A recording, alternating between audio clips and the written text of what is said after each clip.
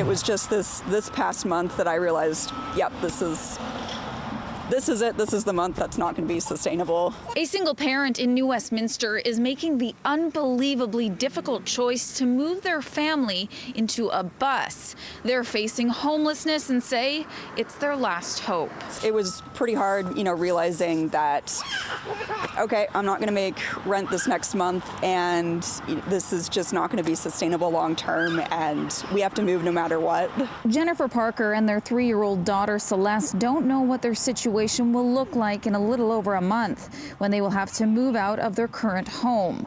Parker had to quit working in October due to health concerns.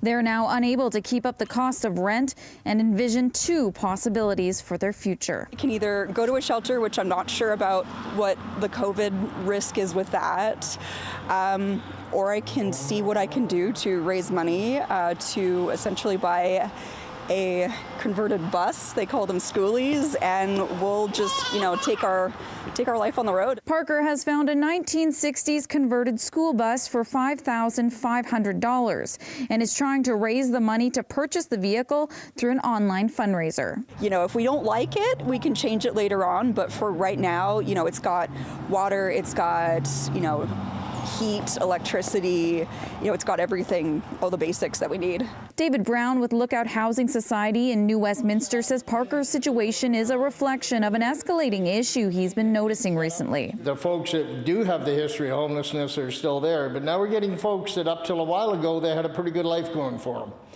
And as a result of the situation, as I said before, downsizing, right-sizing, whatever you want to call that, their jobs are no more, so now they're struggling. They're trying to find a way to pay their rent.